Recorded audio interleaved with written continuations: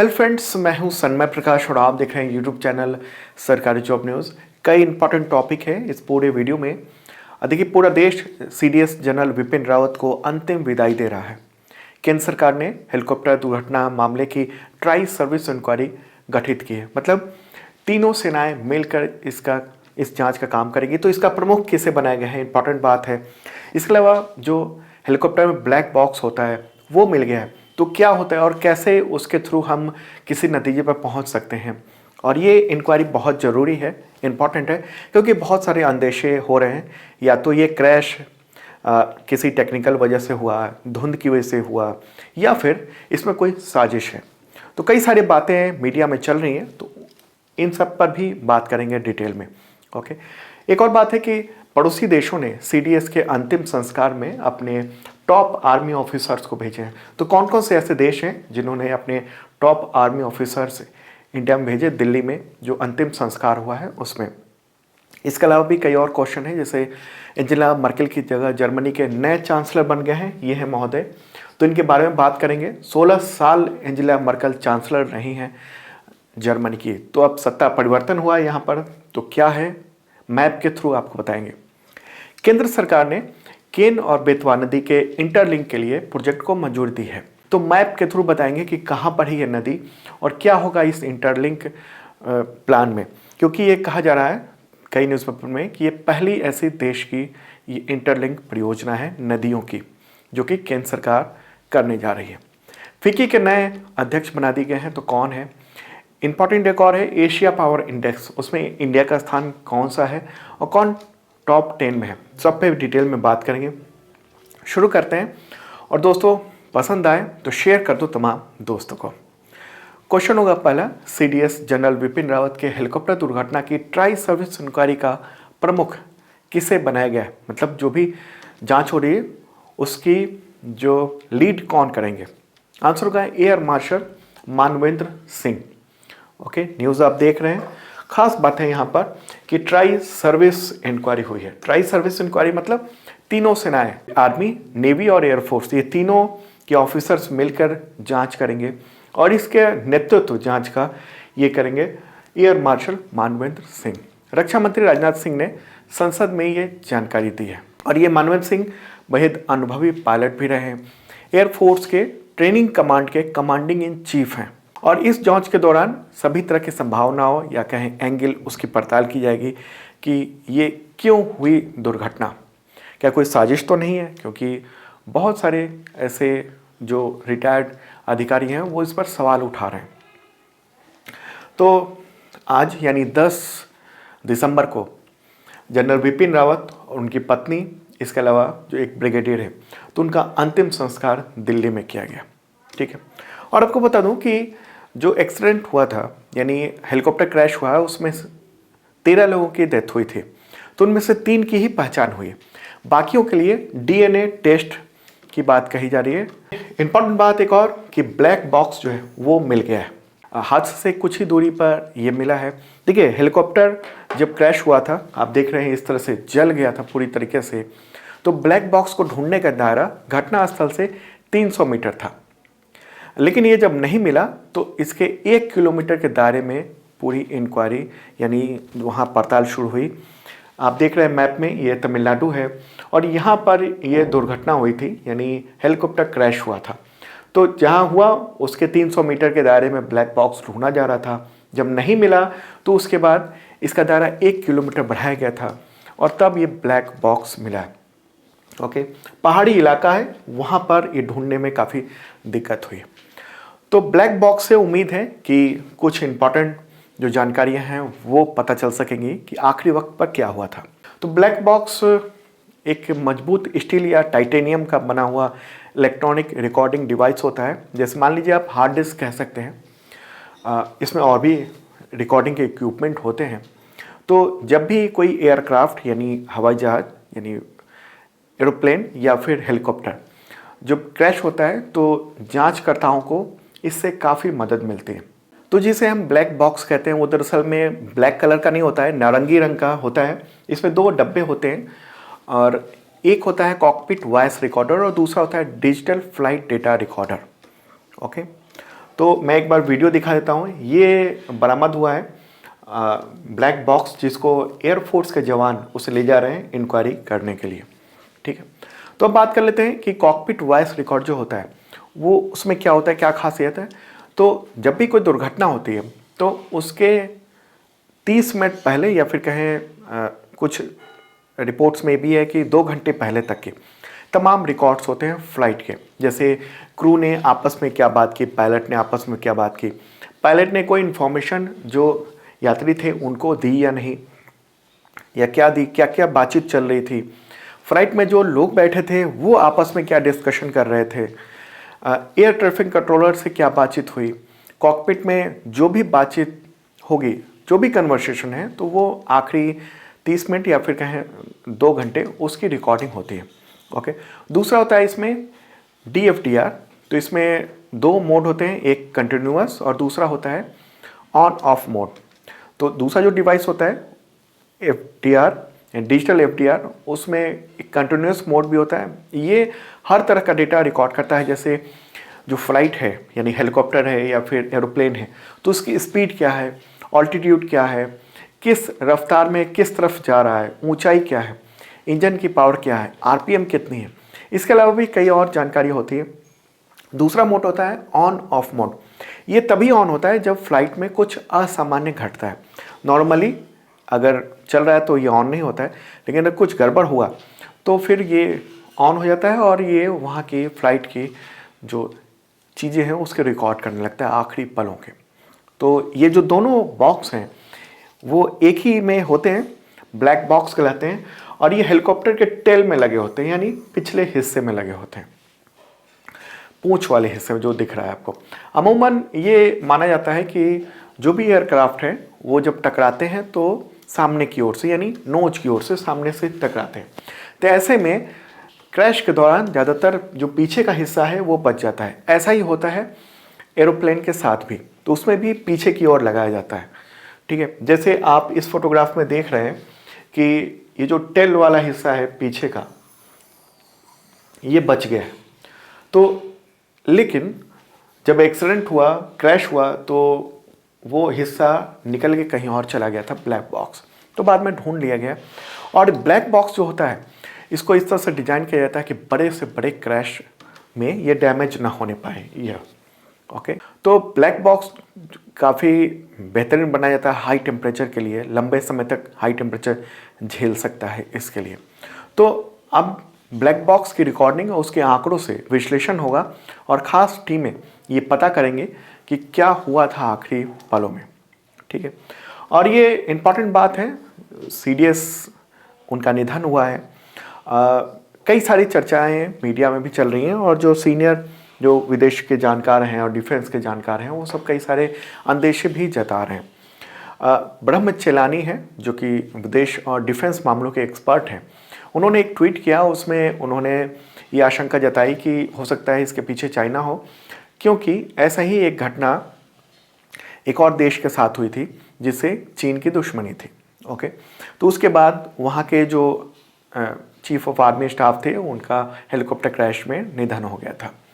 इसके बाद फिर चीन ने बड़ी कड़ी प्रतिक्रिया दी। चीन के जो सरकारी अखबार है ग्लोबल टाइम्स, उसने वो कहा कि हो सकता है कि अमेरिका ने कर दिया हो। तो इस तरह की बातें हैं, लेकिन सरकार की ओर से या फिर एयरफोर्स की ओर से ऐसी कोई बात जाहिर नहीं की जा रही है और ये पूरी तरह से पता लगाया जा रहा है कि कैसे ये दुर्घटना हुई है। एक और बात बताना चाहूँगा कि नए CDS के चयन के लिए उस पर भी बात चल रही है सरकार में, और ये चिंता की बात है क्योंकि जनरल रावत जो हैं वो कई सारे प्रोजेक्ट पर काम कर रहे थे। आर्मी के या मिलिट्री के टोटल तीनों सेनाएं हैं उसके रिफॉर्म की बात कर रहे थे, उस पर काम कर रहे थे। तो CDS का कोई डिप्टी नहीं होता है और CDS के लिए अभी तक कोई स्पेसिफिक नियम नहीं है, तय प्रक्रिया नहीं है कि इसके बाद किन को अगर डेथ हो जाती है तो किन को बना दिया जाए। हालांकि ये बात है कि आर्मी, नेवी या एयरफोर्स के चीफ जो हैं उनमें से कोई एक CDS बनाया जा सकता है। और ये भी चर्चा है कि आर्मी चीफ जो हैं MM नरवणे वो सीनियरिटी में सबसे ऊपर हैं, तो हो सकता है उनको बनाया जाए, लेकिन ये तो सरकार तय करेगी। और जो केंद्र सरकार की जो कैबिनेट है उसकी जो सिक्योरिटी कमेटी है वो ये सब तय करेगी।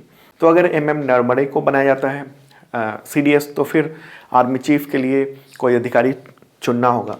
तो ये पूरी प्रक्रिया है, अभी थोड़ा टाइम और लग सकता है ऐसा बताया जा रहा है। तो मुझे लगता है CDS के मामले में एक स्पेसिफिक बात जो इम्पोर्टेंट है वो समझ चुके होंगे। आगे अगला क्वेश्चन इससे रिलेटेड है, किस पड़ोसी देश ने CDS जनरल बिपिन रावत के अंतिम संस्कार में शामिल होने के लिए अपने टॉप आर्मी ऑफिसर्स भेजे? किन देशों ने भेजे इनमें से? आंसर होगा श्रीलंका, बांग्लादेश, नेपाल और भूटान। न्यूज़ भी आप देख रहे हैं CDS जनरल बिपिन रावत की अंतिम संस्कार के दौरान। तो मैप में भी देख लेते हैं कौन कौन से देश हैं।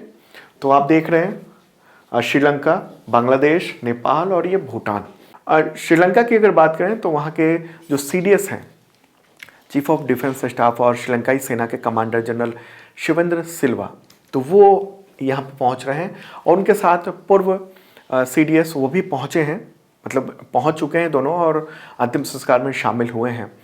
पूर्व CDS वो जनरल रावत के साथ इंडियन डिफेंस जो कॉलेज है, नेशनल डिफेंस कॉलेज, उसमें पढ़ाई की थी, क्योंकि जो डिफेंस कॉलेज है उसमें कई सारे देशों के जो आर्मी ऑफिसर्स होते हैं उनकी पढ़ाई की जाती है। तो क्लासमेट थे श्रीलंका के पूर्व जो CDS थे, तो वो भी शामिल होने आ रहे हैं। ओके, और अगर हम बात करेंगे बांग्लादेश की, तो वहाँ से 3 स्टार जनरल शामिल होने आए हैं इंडिया, दिल्ली में जो अंतिम संस्कार हुआ है उसमें। नेपाल की बात करेंगे तो नेपाल ने अपने सेनाध्यक्ष जनरल प्रभु राम शर्मा और लेफ्टिनेंट जनरल बालकृष्ण कार्की, तो उनको भेजा है। नेपाल का प्रतिनिधिमंडल इसलिए भी इम्पोर्टेंट है क्योंकि नेपाल ने वर्ष 2017 में जनरल बिपिन रावत को नेपाली सेना का मानद जनरल पद से सम्मानित किया था 2017 में।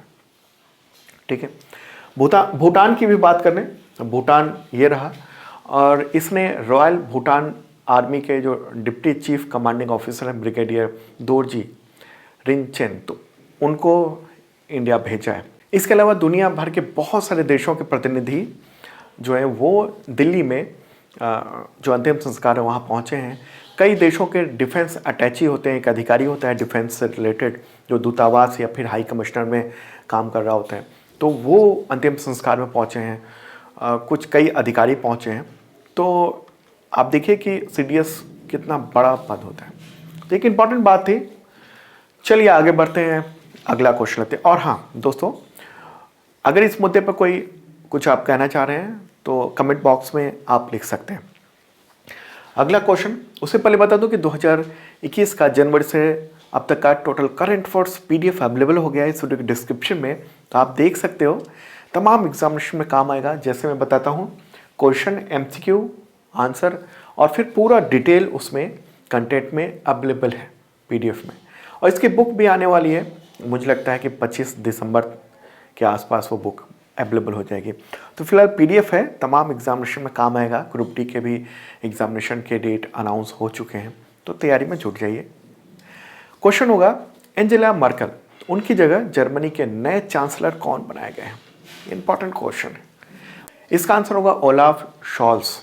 ओके, न्यूज़ भी आप देख रहे हैं। देखिए 16 साल तक एंजेला मर्केल जो है जर्मनी की राष्ट्राध्यक्ष रही, यानी चांसलर रही, और अब नए युग की शुरुआत कही जा रही है। 16 साल बहुत बड़ा होता है। तो अब इनको, ये रहे ओल्फ, तो इनको चांसलर बनाया गया है। सोशल डेमोक्रेटिक पार्टी से हैं और जर्मनी में जो राष्ट्राध्यक्ष होते हैं उनको चांसलर कहा जाता है। ठीक है, तो नए चांसलर, इन्होंने 3 दलों के गठबंधन की सरकार बनाई है। इससे पहले जो चांसलर थी एंजेला मर्केल, तो वो भी, उन्होंने भी 3 दलों की सरकार मिलजुली बनाई थी। ओके, तो एक बार ले चलते हैं जर्मनी। इंडिया का मैप ये रहा और यहाँ पर है ये जर्मनी। मैप के थ्रू आप लोग अच्छी तरह समझ पाते हैं। तो यूरोपीय देशों में यहाँ है जर्मनी, उसके आसपास कई सारे देश हैं, जैसे नीदरलैंड है, बेल्जियम है, फ्रांस है, इधर स्विट्जरलैंड है, इस तरफ उसके पड़ोसी देश हैं, ऑस्ट्रिया है, या ऑस्ट्रेलिया नहीं, ऑस्ट्रिया है, पोलैंड है, डेनमार्क है, और पास में यूनाइटेड किंगडम है उस तरफ। ओके, तो यहाँ पर ये जर्मनी एक इम्पॉर्टेंट हिस्सा रखता है पूरी दुनिया की अर्थव्यवस्था में, ओके, तो यहाँ के चांसलर अब नए बन गए। ठीक है, तो यहाँ पर चुनाव कैसे होता है, देखिए वहाँ भी भारत की तरह ही लोकतंत्र है, संसदीय व्यवस्था है, लेकिन चांसलर चुनने का थोड़ा तरीका अलग है। अब भारत में चुनाव से पहले प्रधानमंत्री पद के उम्मीदवार की घोषणा कोई ज़रूरी नहीं है कि हो ही, लेकिन जर्मनी में सभी दलों को ये बताना पड़ता है कि चांसलर का कैंडिडेट कौन है। तो इसी नाम और चेहरे से चुनाव लड़ा जाता है।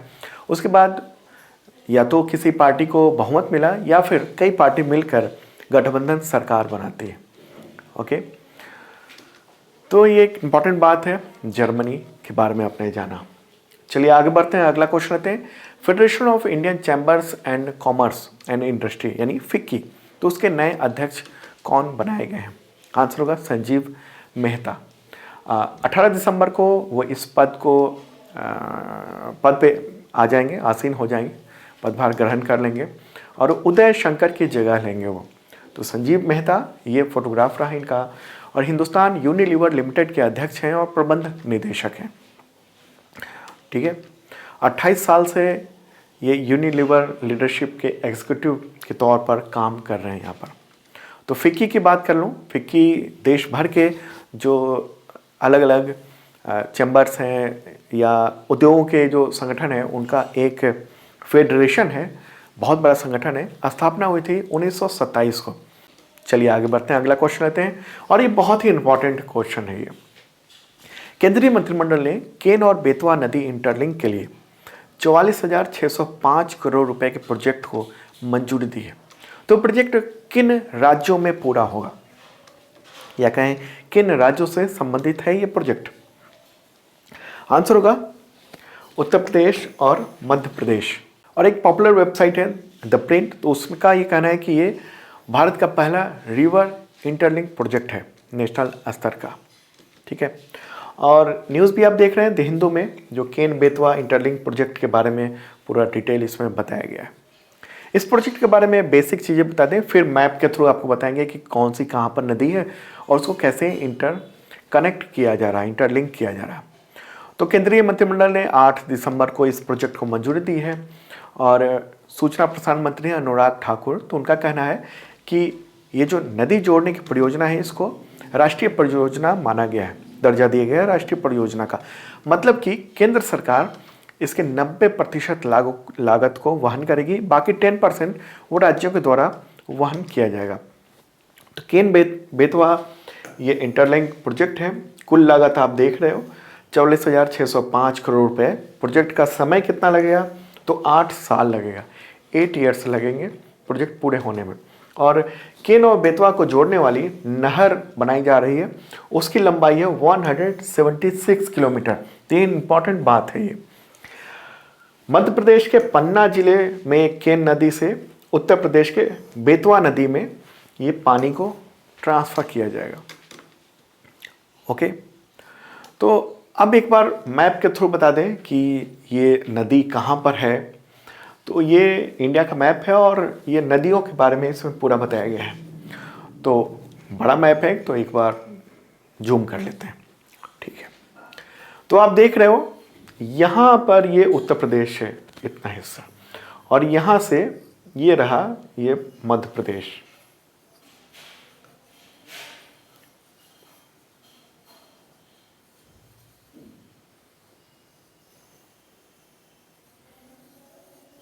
ठीक है, ये मध्य प्रदेश है, ऊपर का हिस्सा यहाँ वाला ये उत्तर प्रदेश।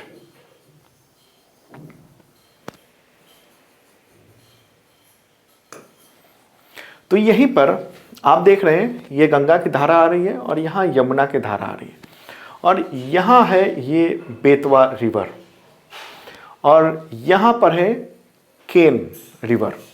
तो केन और बेतवा रिवर को इंटरलिंक किया जा रहा है, और इससे फ़ायदा ये होगा कि यहाँ जो ये बुंदेलखंड का इलाका कहा जाता है, कुछ हिस्सा उत्तर प्रदेश का होता है, कुछ हिस्सा मध्य प्रदेश का होता है। तो वहाँ पर सूखा इलाका है, वहाँ पानी की दिक्कत है। अक्सर आप फोटोग्राफ देखते होंगे जो किसान बैठे होते हैं और ज़मीन जो फटी हुई सी दिखती है, वो बुंदेलखंड के आसपास की तस्वीरें ज़्यादातर देखने को मिलती हैं। तो इससे कई जिलों को फ़ायदा होगा, जैसे मध्य प्रदेश का पन्ना है, टीकमगढ़, सागर, छतरपुर, दमोह, विदिशा, दतिया, शिवपुरी, इन सब जिलों को वहाँ पानी मिल सकेगा। और मध्य प्रदेश के बुंदेलखंड, बांदा, महोबा, झांसी, ललितपुर, इन सबको भी पानी मिल सकेगा।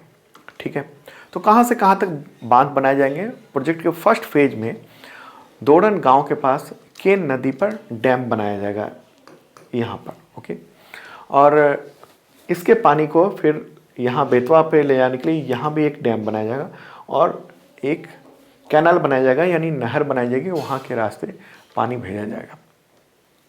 टोटल 4 डैम बनाए जा रहे हैं और बेतवा की कुछ सहायक नदियाँ भी हैं, यहाँ से निकलती हैं, तो वहाँ भी, उसमें भी, यानी बीना नदी, उर नदी, तो इन सब में भी डैम बनाए जाएंगे और पानी को इंटरलिंक किया जाएगा उन सब में।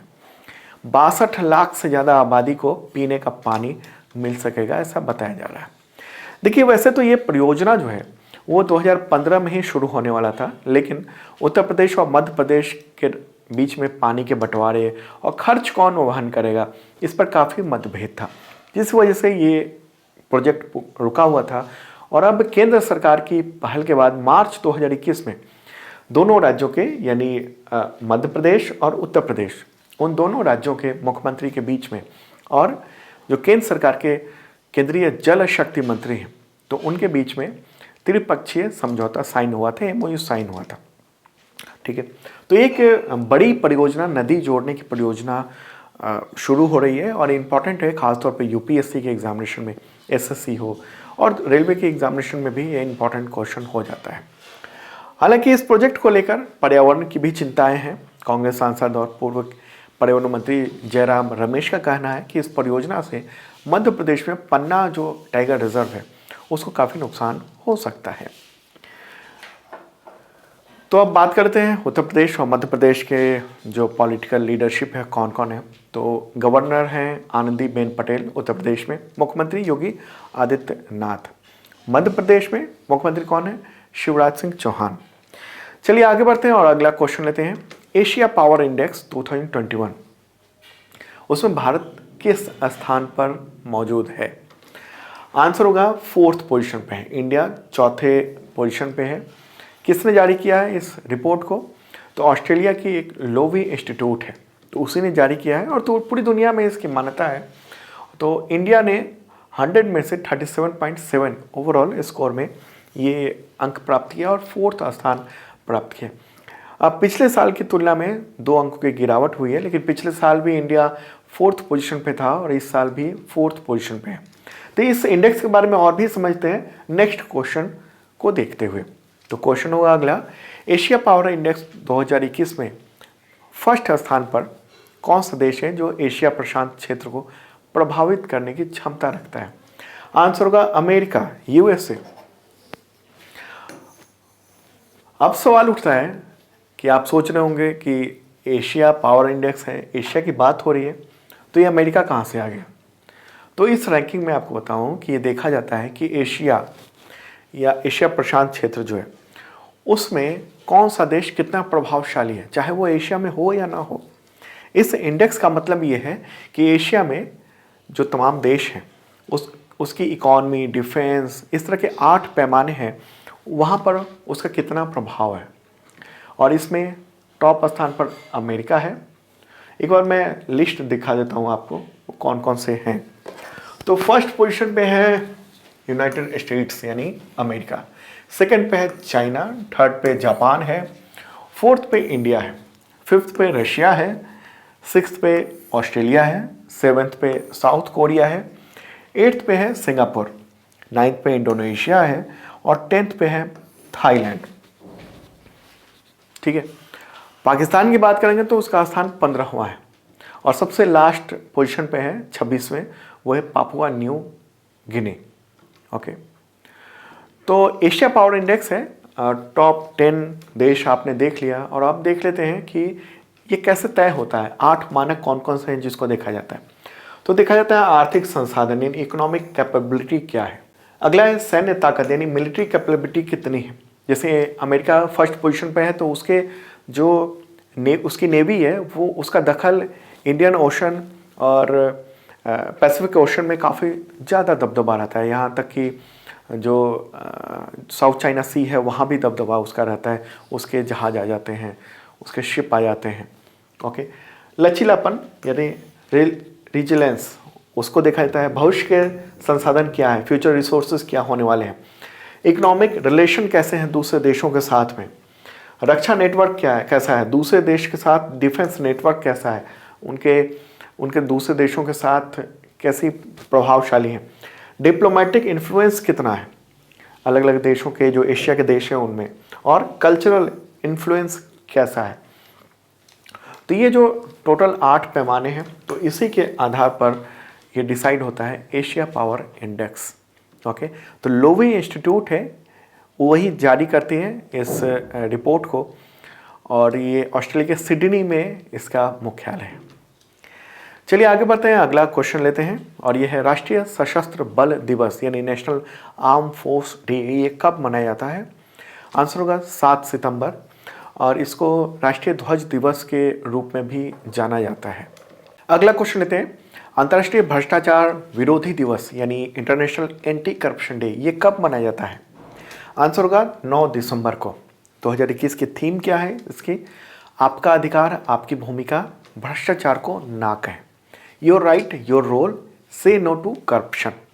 तो ये संयुक्त राष्ट्र महासभा यानी यूनाइटेड नेशंस जनरल असेंबली ने इस दिवस को घोषित किया हुआ है। अगला क्वेश्चन लेते हैं, सार्क चार्टर दिवस ये कब मनाया जाता है। आंसर होगा इसका 8 दिसंबर। क्यों मनाया जाता है 8 दिसंबर को। दरअसल 8 दिसंबर 1985 को समूह का पहला शिखर सम्मेलन हुआ था ढाका में। वहाँ पर सार्क चार्टर को अपनाया गया था, और इस चार्टर पर 8 दक्षिण एशियाई देशों, कौन कौन, बांग्लादेश, भूटान, अफगानिस्तान, मालदीव, नेपाल, भारत, पाकिस्तान और श्रीलंका, तो इन सब ने हस्ताक्षर किए थे, सिग्नेचर किए थे। तो सार्क की बात हो रही है। अभी अध्यक्षता किस देश को मिली हुई है, तो नेपाल को। ओके, सचिवालय कहाँ है, काठमांडू में। तो दोस्तों ये था इंपॉर्टेंट करंट अफेयर्स। कैसा लगा कमेंट बॉक्स में ज़रूर बताना, और अब कल मिलते हैं नए वीडियो के साथ। और जिन लोगों ने सब्सक्राइब नहीं किया ज़रूर करें, साथ में बेल आइकन दबाना मत भूलना, ताकि नोटिफिकेशन आपको वक्त पे मिल सके।